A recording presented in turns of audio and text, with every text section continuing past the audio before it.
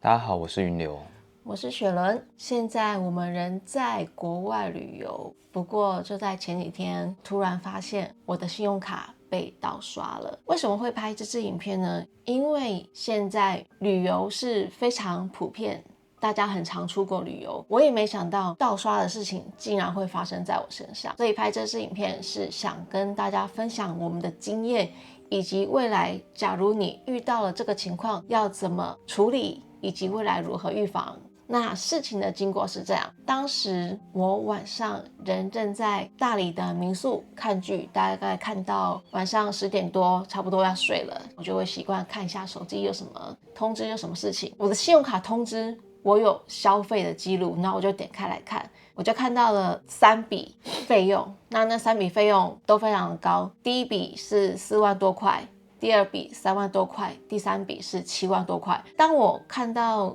銀行寄來的消費通知的時候，這個是我最近有刷什麼訂房還是機票，或是我買了什麼東西，怎麼費用這麼高，或者是最近有沒有訂閱什麼樣子的服務。然後我就發現不是，因為這3筆費用的金額真的都太高了，不可能短時間內刷這幾筆費用，所以我就想到那我應該是被盜刷了。當下我很緊張，我就開始一直在我的 App 裡面查看要怎麼處理。雲流就在旁邊一直提醒我說，你第一時間要先掛失。我這張信用卡是台新的 FlyGo 卡，我用了2個 App 找哪裡有掛失的服務，但是我一時之間找不到。雲流就很迅速的趕快用他的手機撥了漫遊，打去台新的客服處理這件事情，用電話的方式做掛失。銀行客服會先跟我確認我的身份資料，比如說你的身份證字號、個資信息，確認你是本人。銀行客服人員問我是哪幾筆費用被盜刷，那我就跟他說，第一筆是9點30分刷了4萬多塊，第二筆是9點31分刷了3萬多，第三筆一樣也是9點31分刷了7萬多。不過第三筆銀行那邊也發現有一些異狀，所以第3筆它是沒有授權成功的，等於是有授權了前2筆的費用。銀行客服跟我說，好，那現在幫你辦掛失的服務，通常會有個掛失費，補辦新卡費用是200塊，不過是因為發生盜刷的事件，所以200塊的補辦費用這個銀行是不會收的，大概1-2個禮拜會寄到我原來台灣的住所。這2筆被盜刷的費用，銀行方面會提出爭議去查核這2筆費用。那我就問客服說時間大概要多久，他說大概要45到90天左右。這2筆費用，客服說銀行會先幫我代墊，如果真的銀行方查核了之後還是要我付款的話，他會用電話通知我，以及告訴我詳細的狀況是如何。雲流他前身也是在銀行工作了很久，所以也還好有雲流在旁邊，不然當下其實我會不知道該怎麼處理，情緒也很緊張，因為我很擔心萬一我真的要付那2筆費用怎麼辦。雲流在還沒有拍 YouTuber 之前，我是銀行員出身，有將近10年，主要是做數位金融這方面的。沒想到拍這影片會把我之前工作經驗講出來。雖然在國外旅遊，可能小玩家或是觀眾看到這個影片的時候，或許覺得可能遇不到，但是很難說，因為目前信用卡海外盜刷比率非常的高。還好雲流在旁邊，他一直提醒我24小時內趕快掛失，基本上都不會有太大的問題。為什麼要在這個黃金24小時之內撥電話或者是用 App 去做信用卡掛失？因為雖然它發生時間點大概是晚上9點，10點的部分打電話給台新的客服。以我之前在銀行內部知道這個錢的清算，目前是由銀行先撥付給國際信用卡組織，就是 JSB、Master、Visa 這些國際信用卡組織。他還沒有撥付給盜刷者刷的那個商家，這有什麼好處？因為那時候發生盜刷點，我們請台新客服查，是發生點是在剛果，可是我人在大理，所以有可能他去線下或是線上去刷剛果的商家，所以這個錢是由台新去通知這國際信用卡的組織，請他先凍結這筆錢，先不要撥付給他。所以這個24小時是非常關鍵的時刻，因為有可能盜刷的，你把它當成是駭客好，或是小偷。他可能跟這個商家是串通好的，或者這個商家根本是他自己創辦的，所以有可能他一收到這筆巨款，他就直接倒閉，或是捲款而逃。我這邊想再講細一點，為什麼國外的刷卡爭議需要45天到90天。最主要是因為你把信用卡的刷卡機制把它想成是源頭 GSB、Master 跟 Visa， 所有事情，尤其是國際的仲裁，都會透過國際信用卡組織去溝通跟協調，因為它畢竟不是坐落在台灣的商家，或是你這個盜刷的點不是發生在台灣境內。假如真的是發生在台灣境內，其實處理時間更快，因為台新可能就直接打電話給那個商家，問你說你這個有出貨了嗎？或是為什麼會有這筆爭議，可以趕快溝通。但是因為這個點它發生是在剛果，所以必須要由老大哥這些國際信用卡的發行組織機構去通知這個剛果的商家，請他提出一些佐證，後續就會由這國際信用卡組織去處理。所以台灣的銀行它比較使不上力，它只能去請老大哥去溝通跟協調，所以花的時間會比較久。但是目前以法規來講，24小時之內，你只要趕快撥電話給銀行客服，只要確定不是由你這邊發動刷卡行為，基本上還是會有銀行去負擔這個款項的部分，所以就不用太擔心。我也想要讓觀眾看這個影片能獲得一些防盜刷的一些知識。其實我那時候當下有在思考我可能被盜刷的原因。就第一個，在雲南大理這邊旅遊，很常用支付寶刷。也許我在支付的當下沒有切換成自己的網絡，可能是用公共的 WiFi， 或者是我 VPN 忘了開啟。那還有另外的情況，可能是我訂房網上面綁的信用卡，為了方便嘛，你的卡號會記錄在網站裡面，那我忘記把卡號給刪除掉。那另外一個情況，我的包包是沒有 NFC 防盜的功能，也有可能是這樣子，我的信用卡資料被竊取。我目前想到是這3個狀況了。所以我這邊提供一些 tips， 就是讓小玩家在國外旅行的時候也能更放心。第一個，建議你要開啟刷卡的即時通知，不管是用簡訊也好，或者是用 email 也好，甚至你再保險一點，晚上睡覺之前登錄 app， 或者是看一下信用卡簡訊，好好的確認一下你今天在國外的這些刷卡費用是否如實正確。第二個，這個就涉及到比較細一點的 know how， 主要是因為你在網站刷卡的時候，有時候我們在國外可能要買一些訂房、火車票、高鐵票、機票，看看它的網址上有沒有 SSL 加密認證。觀眾，你把它想成是這個是非常高階的防資料竊取、盜刷的一些機制。怎麼樣確認呢？確認你的訂房的網址上面有沒有 HTTPS， 這個非常重要。另外，旁邊有沒有一個小鎖頭？有這個小鎖頭或是 HTTPS 這2個認證的話，代表這個店家他每年要付出將近100萬的費用取得 SSL 加密認證，這個建制的成本非常的高。大家在台灣，你可以去看Momo、看雅虎購物，上面一定會有這些機制，甚至是銀行單位，這不用說。如果你真的是非常優質的電商網站，這個是你必須要建制的成本。那第3個，剛剛Sharon有講，你在 Trip， 你在 Agoda， 不管 Anyway， 你在任何的訂房網站，在付款完之後，請把你在這些訂房網站的信用卡資料刪除，不要預存成下一次自動快速付款。因為如果你的賬密被駭客竊取了，登錄之後，他直接刷你的信用卡。還有一個可能是，也許這個網站它也是遭到駭客入侵，那當然你的信用卡資料就被竊取走了。再來，剛剛薛仁有提到，在外面旅行防 NFC 盜刷有没有什麼 pebble？ 有，像我自己有一個 NFC 盜刷的錢包，這個不是業配，這是我常用的。就算駭客他想接近，想要側錄我的信用卡，全部都會被隔絕掉。那這不是業配，我再講一次，這是我自己喜歡用的。另外，這是薛仁他很貼心，曾經送給我的生日禮物，它也是防 NFC 盜刷。它是側背的更好，我不是業配，我只是跟大家講我們平時旅遊怎麼去做。因為在國外旅遊，你只要駭客他拿一些密錄器或是一些特殊的設備靠近你信用卡，如果你沒有盜刷的機制，它直接可以切入你的信用卡卡號跟資訊，非常的危險。所以這2個是我們旅行我常帶在身上的。結果我送給你，然後我自己沒有用，我被盜刷了。沒關係，因為我們夫妻在外旅行總會犯錯，如果不犯錯，我覺得旅行就沒意義了。你應該反思說，這個犯錯可以給你帶來什麼樣的進步。還好本流以前就是銀行員出身，所以我可以很平心靜氣的跟你處理這件事情。真的，因為我那天晚上有點擔心睡不着，然後雲流就在旁邊一直跟我說：“放心啊，不會有事啦，你已經24小時處理啦，怎麼樣呢？這個銀行會帶電啊，就開始跟我講很多道理。我想說，哇，你這個銀行員的工作真的派上用場了。現在，對，那剛才薛仁也講到一個重點，什麼情況下持卡人很高幾率要付這筆款項？因為我之前在銀行工作的時候，曾經遇到過爸爸打電話來銀行說，為什麼信用卡被盜刷了？查證之後是兒子拿去刷遊戲點數。哦，這個賴不掉，因為他可以追 IP，也可以去追說到底是誰付款的。所以麻煩你在被盜刷之前，也要去問一下親朋好友，是不是有拿你的卡片去做什麼事，因為你可能有副卡。对，所以這個點也是要提醒大家，因為之前在銀行遇到太多奇葩的案例。再來防盜刷一個 tips， 我覺得蠻特別的是，我自己是蠻喜歡的，就是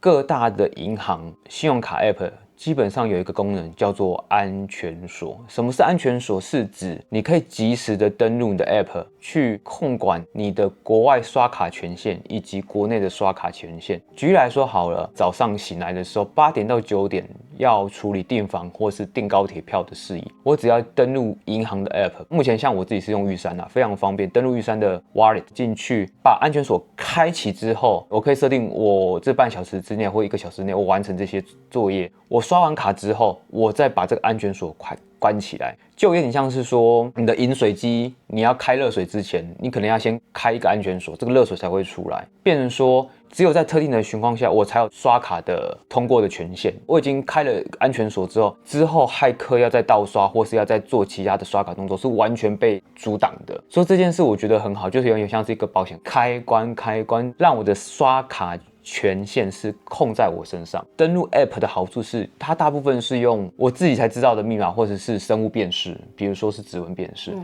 這個駭客他竊取不了。那我記得你有跟我說，密碼或是指紋辨識，你比較推薦指紋辨識。對，這個又涉及到一點是，還有一個專業名詞叫做 3D 驗證。什麼是 3D 驗證？就是持卡人他在刷卡的當下會寄一封簡訊到我的手機來，給我一些驗證碼，我再返回去輸入，這個刷卡的功能才會完整通過。但是會有一個很可怕的事情是，駭客他可能會竊取你的簡訊。如果你好死不死刚好你的手機又在駭客手上，他又有你的信用卡，一刷收簡訊直接通過。但是登錄銀行的 App 的好處是什麼？剛才薛仁有提到，用生物辨識或是我自己才知道的密碼，所以它保險的驗證機制，我覺得會是更高階一點點。還有一個重大的重點跟大家講，你只要開 3D 驗證，發生盜刷事情，多半都是持卡人要負責。為什麼？你想哦，你刷的時候，你收到簡訊，返回去輸入這個簡訊，銀行會不會認定說，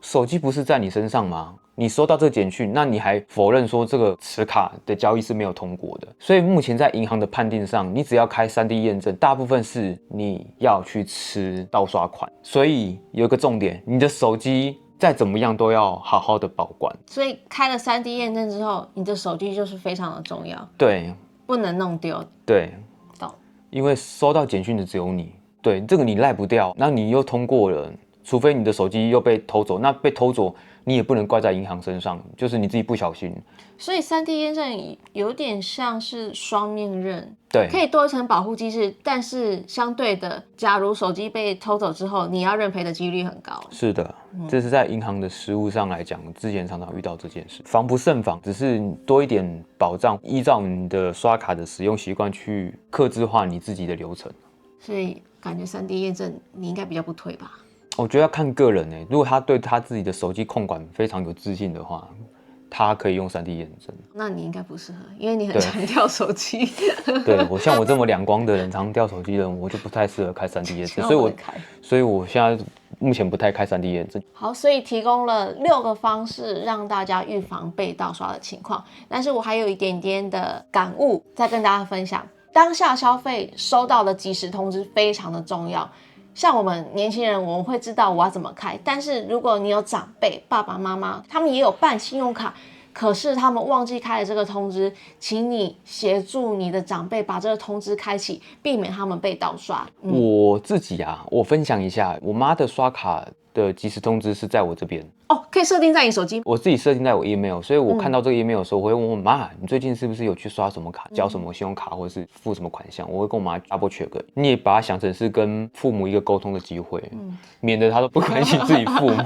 我馬上也可以知道，我就當一個話題，而且你也可以身為晚輩，可以去關心一下長輩最近的一些消費流程，你不要說給我去那個麻將城，這樣不太好了。我的另外一個感觸是，因為我現在人在國外，我只帶了一張有國外刷卡回饋的信用卡出門，但是因為我這張已經掛失了，那新的卡片是寄到我台灣的地址，等於我現在人在國外旅遊，我沒有辦法繼續用國外刷卡回饋。以後我出國，我要帶2張有國外刷卡回饋的信用卡，避免一張出事情之後，我還有另外一張可以使用。這邊我要補充一點，軒講得很好，帶2張。我再更絕一點是，我2張都會先透過各家銀行的 APP 去設定它的單筆限額。比如說你某一張備卡是預備的，放在行李箱裡面的，你可能就先設最低。那你外出的卡、主用卡，你就先設高一點。你可以透過各家的銀行的 App 或是網銀這邊，可以及時去調整信用卡的單筆刷卡的機制，這個不用太擔心。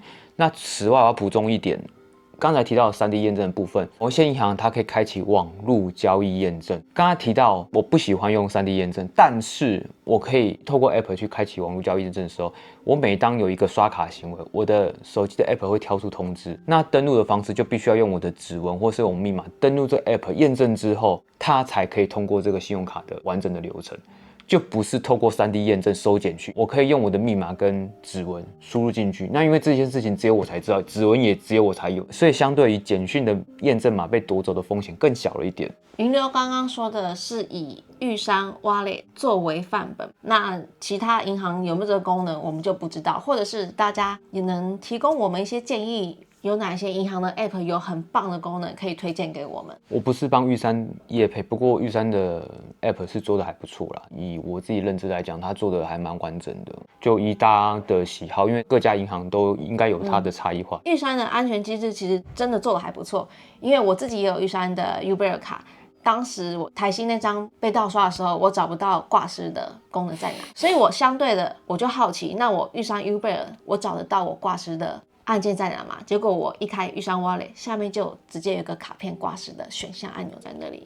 所以 UI UX 就是使用者界面，很重要，非常的重要，不要被台新的銀行聽到。我也是台新的用戶啊，我用了 Flygo 卡用超久了耶。我跟銀行客服講完電話之後，當天他馬上就發了一個簡訊通知我說，你的信用卡已經掛失完成了。後續我再去登我的銀行的 App 的時候，也發現我的信用卡的功能已經註銷掉了，是沒有信用卡功能。那以及在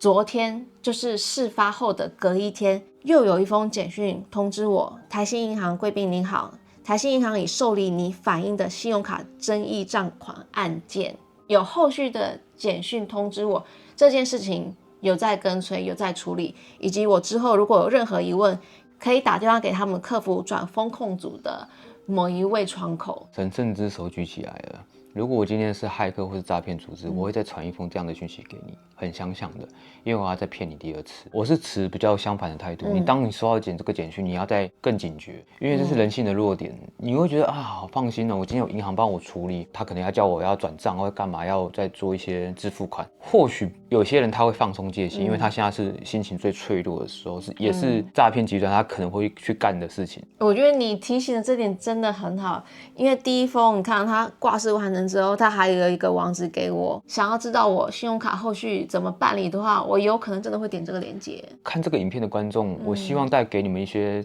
更正確的知識，因為這也是我在銀行之前受訓的。你不要相信任何一則簡訊，甚至連銀行傳給你簡訊都不要相信。你要追查你的被盜刷進度，再輸入你的身份證、你的密碼，再拿你另外一張信用卡卡號再來輸，不要完全的相信，因為這造假的幾率真的太高了。你要怎麼辨別真的是銀行方寄來的簡訊？你剛剛這樣提醒我，我這樣差點要真的會點。你看，你就跟我講這件事，我就覺得苗頭又不對勁哦。如果我是詐騙局長，又在騙你第二次。所以最好的方式還是透過銀行的 App， 或者是你真的打電話漫遊回去台灣的銀行客服是最保險。登入網銀的 App。記得一定要切換你自己的網卡網路，或者是另外再多加一層 VPN 去保護你的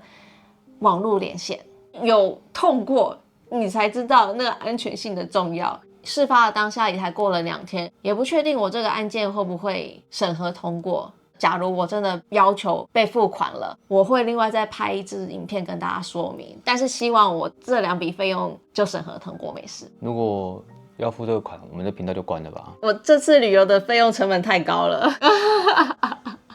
沒有啦，開玩笑的。凡事皆有因與意。旅遊未必什麼事情都是很美好的，但是我們也想透過我們的學習以及我們真實發生的情況，讓大家知道。也許你當下沒有發生這樣的情況，但是我會建議你把這支影片存起來。如果未來真的發生這樣的狀況，馬上點開這支影片，你就知道要怎麼處理以及後續的流程。旅遊出門在外，心裡會更安心。喜歡這支影片就按下訂閱，開啟小鈴鐺，然後分享給你的朋友。我們是創世小夫妻，下集見。